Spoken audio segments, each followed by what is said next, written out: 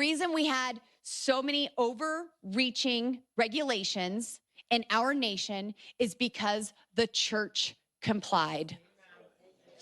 The church is supposed to direct the government. The government is not supposed to direct the church.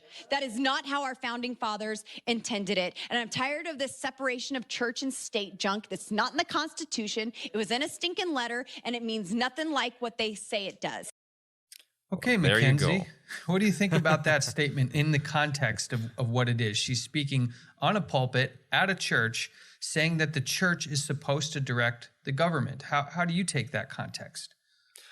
I don't think there's any way that you could take that out of context. She is so direct, she's so clear, she's so specific that there's no other way that you can understand what she said. She said she's sick of the church and state garbage, and that needs to be over. We need the church over the state. That's how it's supposed to be. It's not in the Constitution. She's very clear.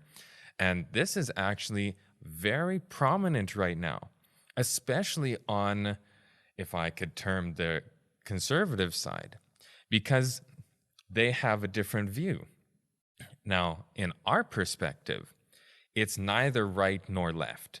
So we're not promoting the left or the right, because we think right now there is issues on both sides, because we disagree with some of the values on the left, but we also disagree with the removing that separation of church and state, because that's exactly what the Constitution was about. That's exactly what America was formed under, which was separating from the persecution that the church had over the people.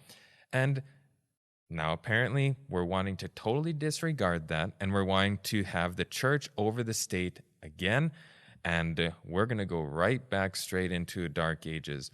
And some of these people, I think, know that.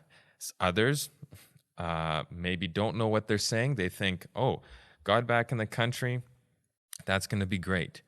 But it's not going to be great in the end. Yeah, and there are people saying, first of all, there is not this specific language, separation of church and state, anywhere. It's an implied thing. And it's pretty clearly implied. And as we looked in the last episode, why it was needed, it was from persecution from the Church of England and the papacy, which at the same time, they're persecuting God's people in the name of God. It was the same spirit, the same entity behind it, who we're going to look at a little bit today.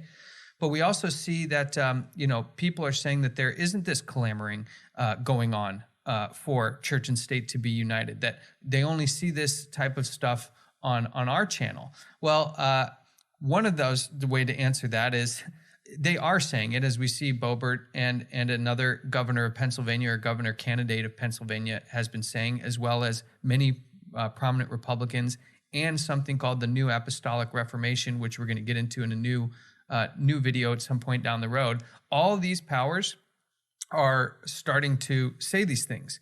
But the second thing to that is, Noah went about warning people about a flood for 120 years before it actually happened. Yet on the first day of that 120 years, it maybe wouldn't sound like, anybody was talking about it or thinking about it. So we're trying to get people as early as possible aware of this, because we don't want it to be the 11th hour, heaven forbid, the 12th hour. And they're just now hearing these things for the first time. They're just now being exposed. So we're hoping to be on the front end of this warning message, in the sense that people who are starting to look at the world and see something's wrong, as there's this morality movement to get back to God that we're going to see at some point gets some supernatural help, that they're not drawn into it, that they're drawn into the Word of God and a relationship with Jesus, because that's going to be the only way to overcome in this whole thing.